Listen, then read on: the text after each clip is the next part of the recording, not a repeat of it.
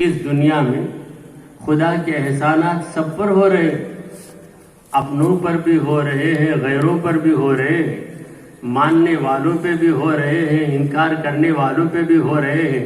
بارش خدا کی رحمت ہے، صرف مومن کے گھر میں نہیں برستی، کافر کے گھر میں بھی برستی ہے۔ یہ زمین جس سے اناج اگتا ہے صرف مومن کے کھیت میں نہیں اگتا، انکار کرنے والے پہ بھی رحم کرتا ہے۔ تو سب پر خدا کا کرم ہے، مگر یہ کرم ہے جو مومن کے ساتھ خاص ہے۔ لہذا مومنوں ہی پر اللہ نے احسان جتایا۔ اللہ نے یہ نہیں کہا کہ لقد من اللہ علی الناس، اللہ نے انسانوں پر احسان کیا، ایسا نہیں کہا۔ لقد من اللہ علی المومنین، اللہ نے مومنوں پہ احسان کیا۔ وہ کیا احسان ہے؟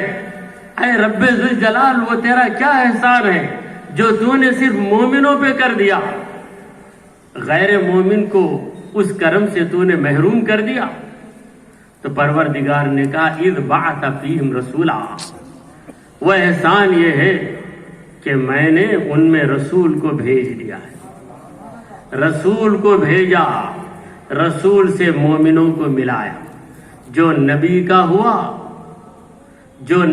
ہوا وہ مومن بن گیا، جو نبی سے جدا ہوا وہ کافر بن گیا، ملحد بن گیا، بے دین بن گیا، جہنمی بن گیا، خدا کا دشمن بن گیا، خدا کے دین کا دشمن بن گیا۔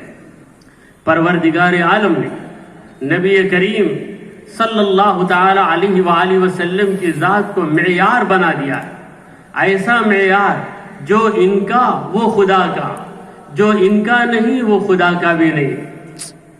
اذ بعث فیہم رسولا، جب اللہ نے ان میں رسول کو مبعوث کر دیا۔ بعثت کا ذکر اللہ نے کیا ہے، چونکہ بعثت کے بعد ہی نبی کی نبوت کا لوگوں کو علم ہوا۔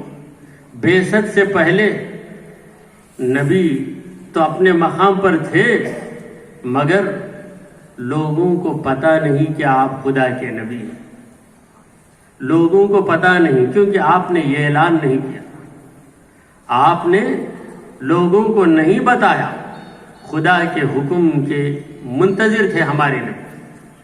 شاعر کہتا ہے وہ شمع اجالا جس نے کیا 40 برس تک غاروں میں، وہ شمع اجالا جس نے کیا 40 برس تک غاروں میں،